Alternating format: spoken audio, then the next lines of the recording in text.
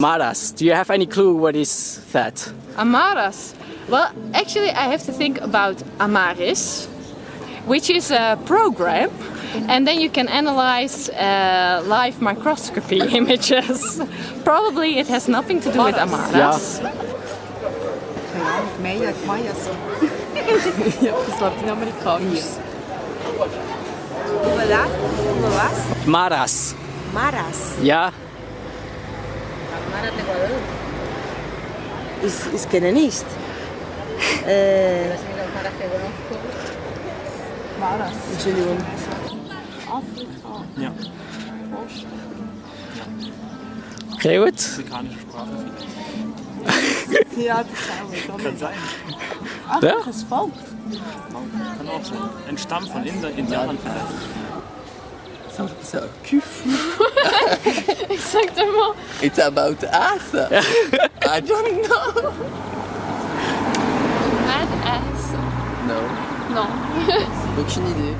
Pas idée? No, nothing of all of that. That sucks. They are called Mara Salvatrucho, and something like Amaras, or however you want to call it. They are the most violent gang of Latin America and the US. They are taking over territory by territory. They're even down there in the street, next moment they're here. No chance of any of your homies to defend any of their territory. So better watch yourself. Mara Salvatrucho. In this movie, in Nombre, without the name, the main character, Casper, is running away from his gang. He was once part of his Maras, but he saved the girl Zaira from raping. To save her, he needed to kill his boss of his own chapter. Because of that, the gangs are chasing him all over Mexico and seeking for revenge. The story gets more intense when the most interesting character of this movie, Smiley, was recently introduced into the gang by Casper, but have been also witnessed when Casper messed up the whole situation for the gangs. So he needed to prove loyalty to the gang and have to turn back Casper.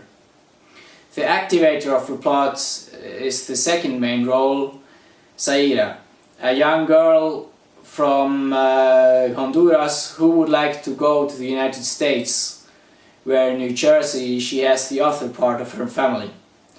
After the incident saving Zaira from raping, these two teenagers come closer to each other and went towards on a road trip to the promised land. Sin Nombre is not the classical gang movie which you usually expect as audience. When you hear gangs, you usually think about movies with lots of action. Typical action movie is presenting you with a story which has like a certain distance. But in this movie, you drag down this kind of distance to get the real everyday life, which gives you in this movie a kind of feeling of documentary. The director of this movie, Kai Fukunaga, didn't have the typical movie background. He is a historian, so he done a very intensive research before shooting this movie. It's very hard to make a documentary about gangs, so Fukunaga went to the jail and spoke with members of the Maras. In classical documentary, you could not show the structure of certain Maras, and that's why the director chose this genre. At the beginning of the movie, we see the scenes of everyday life in the gang, with rituals and feelings of their members. It shows us emotionally disconnected young people who distorted their reality so they can survive the cruelty and the underdevelopment. Gang members are very much imprisoned within their rules. The main character, Casper, acted by Edgar Flores, is going out of this routine. He's breaking out of a prison and going into a new way of life. that makes him a dead man walking, not protected by anybody. For Flores, this was the first big movie, but no matter he didn't have much of experience, he done a very good job.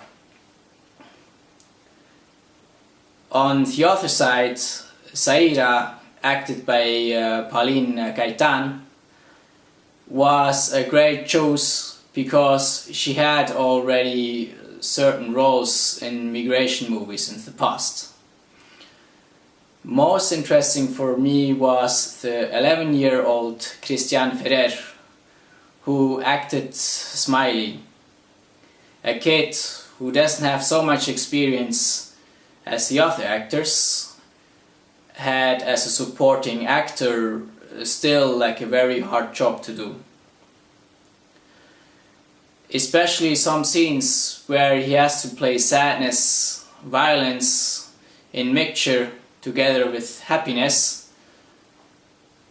You can see his qualities which he has in that early stage.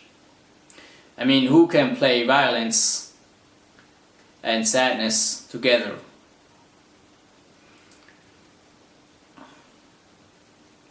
So I would say good job, and I wish that we will see more movies like this.